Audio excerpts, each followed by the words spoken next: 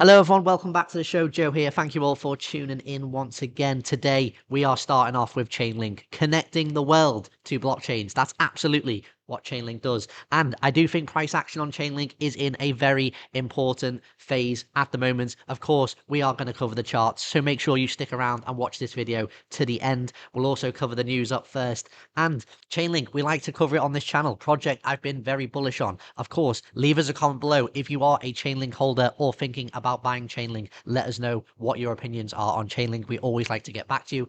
If you enjoy the content, make sure you smash up the like. Helps to get it out there to individuals like yourself. And of course, guys, if you are new here for the first time, hit that subscribe button, tap the bell, select notifications, go back and watch previous videos because we got a whole host of different cryptos being covered throughout the week. Now, important news on Chainlink in recent times. Last month, if you didn't catch it, a few weeks ago, CCIP entering general availability. So back on April 24th, excited to announce that the Chainlink cross-chain interoperability protocol has officially entered general availability. Very important update, guys. Right now, any developer can now permissionlessly use CCIP to securely transfer onboarded tokens cross-chain, send arbitrary messages to smart contracts on another, very key, another integrated blockchain, or simultaneously send data and value together through CCIP's unique support for programmable token transfers. Now, this is supported on a whole host of blockchains. You can see a few of them listed there: Arbitrum, Avalanche, BNB, Ethereum, Polygon, etc. And importantly, again, many more to come in the future. And this isn't just words. As we know, in the past, Chainlink always delivers on these promises, and I have no reason to doubt that Chainlink will certainly deliver on this again with many more chains onboarding. Now, had this on the 15th of May, Chainlink data streams enhance flash liquidities on-chain rebalancing, the go-to Oracle solution. Of course, we know Chainlink. If you've been following the project for a long time, you would know it is, of course, the #1 Oracle go-to. Flash liquidity integrates Chainlink data streams and automation on the Arbitrum mainnet. Of course, talking about Arbitrum, again, that is also another network that is definitely growing. And I do think we are due a Arbitrum update on this channel. So watch out for that. I'm sure I'll try and get that out in the next week. Very good that the flash liquidity, the DEX, the big DEX now on Arbitrum is connecting with Chainlink. Also being covered, Chainlink's innovation revolutionizing real-world asset tokenization in 3 key steps. This is a good article. I'll probably link this one in. I do think you should take a look at it. But as you can see, Chainlink on X, what every tokenized asset needs to support a unified golden record: real-world data, cross-chain interoperability, continued access to real-world data across different chains. As we know, Chainlink provides all 3, and they like to let you know there is no other project out there that can deliver to this level that Chainlink does. So how can you not be bullish on Chainlink? If you are bearish on Chainlink long term, though, leave us a comment below why. We would love to hear about it. We always like different opinions. Speaking about X, Chainlink now 1.1 million followers, very, very active in the community. I talk regularly about that 1 million on X is very good for any project, and Chainlink is continuing to grow. I remember when first started covering Chainlink and it was only on a few 100,000 followers. So this is continuing to grow. And of course, very important that the project is constantly updating the community. Now, that's the news. Let's get on to the price. Let's get on to what we all really care about as investors if you are heavily invested in Chainlink. So up 7% on the day, just looking at coin market cap here. $13.94 at time of recording. I do still think this is fair value, a decent value to be getting into Chainlink potentially, and we will talk about that on the charts in a moment. Market cap 8.1 billion, ranked 17th. I still personally believe Chainlink belongs in the top 10. Of course, there is many other very good projects in that top 10. It is hard to break into that top 10.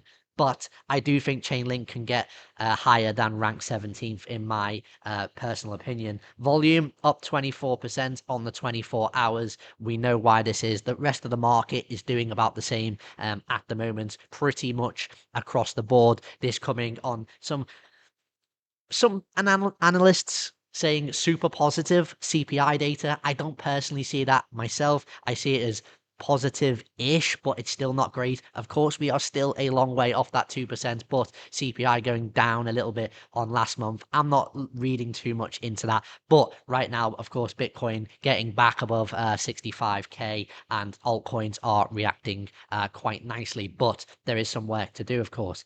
One concern always with Chainlink, if you have been following the project for a long time, is the circulating supply. It is on the lower end, and I do think this is still some concern for some potential investors, down at 58.7%. So we know there's still more to come, but Chainlink is definitely a project that is continuing to build, always developing, and I don't worry about that too much if I truly believe Chainlink is going to continue to grow and be around for a long time, which I do. So let's get into the charts.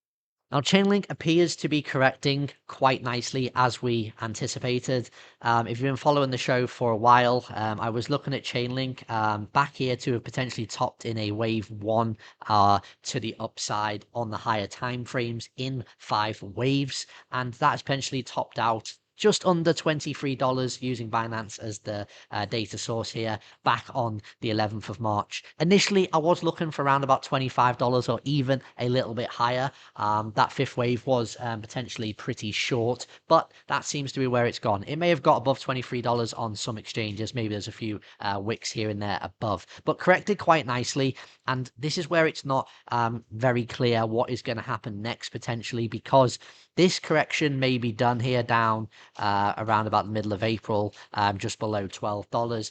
But you can see clearly on the 4-hour here, on the lower time frames, clearly in some kind of a triangular pattern wedge coiling up. Now, from an Elliott wave perspective, it looks like this triangle will potentially break to the downside. That is what I would primarily expect here. And $10.70 is a very key level of support, but also $9.70 potential lower target. And I do think the candles over here back in October could be where we are going to retest. That said, a lot of the time, these triangles, as you know, guys, if you've been following charts for a long time, often go the other way as a bit of a trap and go the other way to what you expect. So it could be a B wave, it could be a wave 4, but either way, downside is primary expectation. Of course, no guarantees in these markets. Nothing in this video is financial advice, but I do think higher end buy zone for me was around about $13.70. We're only just above that now. So if you're a long-term investor, in my opinion, in Chainlink, still potentially not a bad buy here, but of course, if you can get in below 2 figures, that obviously a lot better. But again, many people possibly dollar cost averaging even now on Chainlink. If you are one of them, leave us a comment below, or if you think it's just not a buy at this level and you should definitely wait for cheaper or let it go if you don't get to see those prices, leave us a comment below. Now, what is that next move going to look like out of the triangle? If we do break down to the downside as primary expected, I do think we will come into an area of expected support, as kind of shown again back testing these candles from October. But either way, it wouldn't surprise me if the next bounce comes up into the area where I think the first kind of real resistance next test will be, and that's going to come between around about $17.90 and $16.30. Of course, and this wouldn't be shocking, if we do get a very impulsive third wave to the upside, we could literally blast straight through that and no resistance be shown, and maybe the next resistance is the yearly high around about that $23 mark. So either way, if we see some local resistance, we could potentially bounce up to $16, get rejected from there, and that would potentially be setting up more of a bearish scenario. And you could argue that maybe some kind of a head and shoulders could play out, and that could actually lead to a more bearish scenario of crypto and bearish scenario with Chainlink. Because really, from this expected support zone, I'm not expecting a deeper retracement in a bullish scenario yet. Of course, Chainlink can go deeper and still go to a new yearly high, but that would be less likely, in my opinion, and not what we're expecting.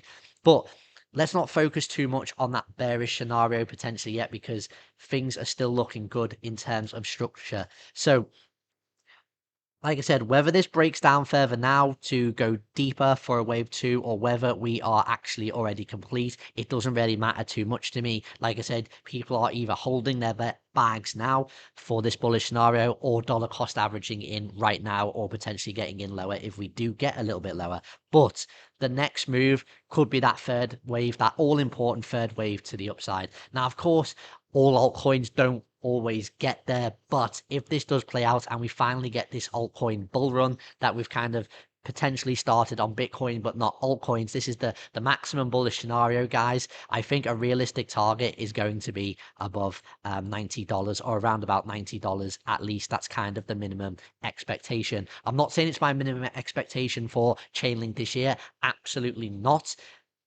Way too early to say that. It's just that if this from a structure perspective starts to get a new impulsive move, things will be looking very good from there. Now, where things could be very good for you, of course, is at cryptcoms.com, where you can win Chainlink, you can win other altcoins, you can win Bitcoin.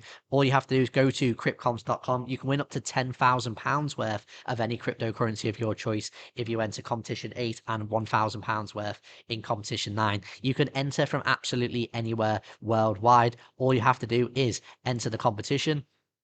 You can see when the entry deadline is. You can see the maximum tickets in the competition. You can see exactly how many tickets are sold. You can select how many tickets you want. And it is a skill-based competition. So to enter the competition, you have to buy a ticket, but also to be in the live draw, you do have to answer the question correctly. Right now on this competition, you can see the question, how many Satoshis are there in one Bitcoin? So make sure you answer that question correctly if you do enter CryptComs, and good luck to you if you do. You could win an absolutely incredible prize. If you win £10,000 worth of Chainlink, for example, and you hodl that prize and it goes up to that $90 target or plus, imagine how many X's you are going to do. You are be talking over £100,000 potentially of Chainlink. So back on the chart, really looking for that wave 2 to complete. It's too early to call it in, but the next few days are so important on what is going to play out here on Chainlink. So that's why I think it is in a absolutely crucial stage.